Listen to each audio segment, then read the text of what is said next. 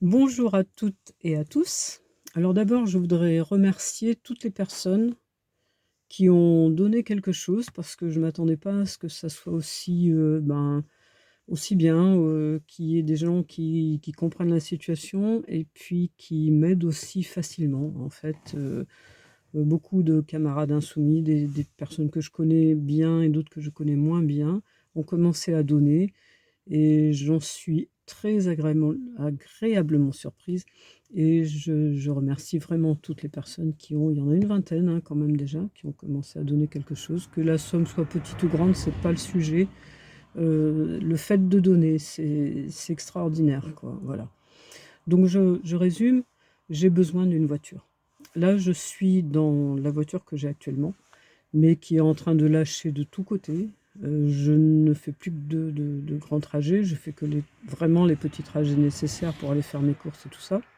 Rien que pour aller faire mes courses, je suis à 13 kilomètres, 13-14 enfin environ, de l'endroit où je peux faire des courses, où je peux aller prendre un train si j'ai besoin, un bus, etc.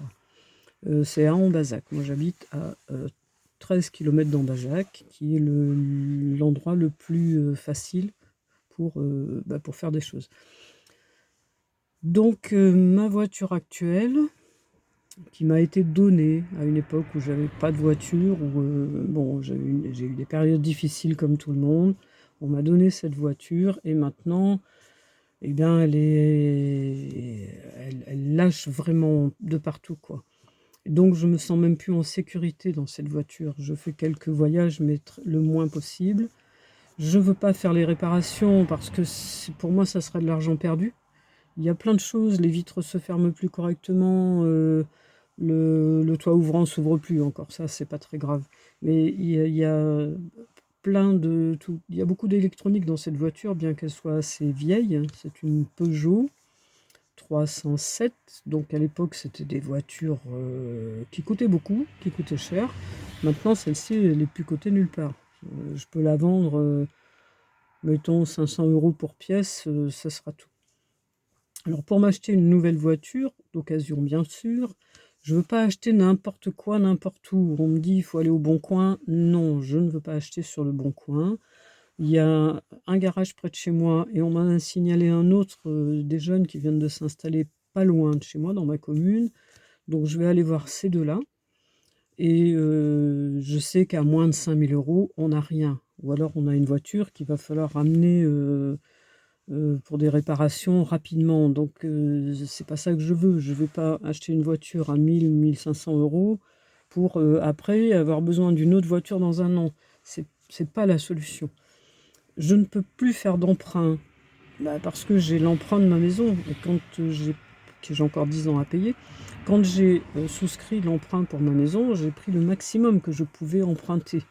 Vu mon âge, j'ai 65 ans, donc on prête pas pareil qu'à une personne jeune.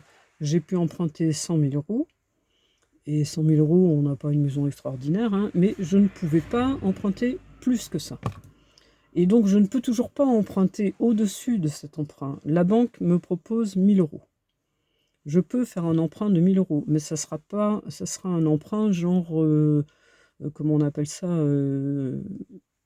Pour avoir de la trésorerie, quoi. Donc c'est un taux d'intérêt qui est assez grand.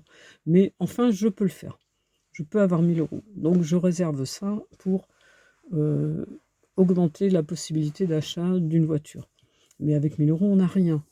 J'arrive pas à faire des économies, j'y arrive pas parce que, parce qu'à la fin du mois, il me reste rien, quoi, voilà, comme la plupart des gens.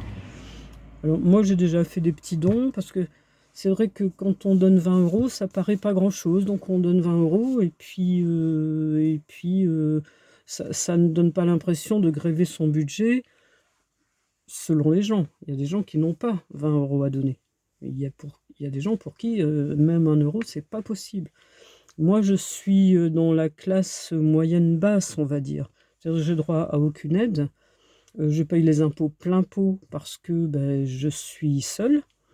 Et il y a un truc que j'aimerais bien qui existe, c'est une niche fiscale pour les personnes qui soit payent un loyer, soit payent leur première maison. C'est-à-dire que c'est la première fois qu'ils achètent une maison et qu'ils vivent dans cette maison. Il devrait y avoir un dégrèvement pour les gens qui payent un loyer ou un emprunt. Parce que c'est énorme. C'est énorme la somme qu'on paye. Et on n'a aucune facilité fiscale là-dessus. Et c'est pas normal. Il y a plein de niches fiscales et celle-là n'existe pas alors que ça devrait être la toute première qui existe pour tout le monde. Bon, ça c'est un autre sujet. Mais voilà, je ne bénéficie d'aucune niche fiscale, d'aucune aide. Et voilà, donc je sais que si j'attends sur mes propres économies pour pouvoir m'acheter une voiture d'occasion, et ben, ça va me prendre, je sais pas, peut-être plusieurs années. Et cette voiture-là que j'ai, elle tiendra pas jusque-là. Et voilà, donc elle tiendra pas. Et si je me retrouve vivant seule à la campagne, dans un endroit complètement isolé, sans voiture, c'est la catastrophe. Je ne peux pas déménager parce que je suis obligée de payer ma maison et de l'habiter. Parce que j'ai pas les moyens de payer la maison et d'habiter ailleurs, même si je la louais. Le prix que je paye je pourrais pas la louer à ce prix-là. C'est pas possible. Et puis il faudrait remettre en état beaucoup de choses, parce que si vous saviez les travaux qu'il y a à faire dans ma maison, il pleut dans la chambre, enfin il y a beaucoup de choses à refaire aussi. Je ne vais pas faire une cagnotte pour ça, mais la voiture c'est vraiment l'indispensable. C'est vraiment l'indispensable. Voilà.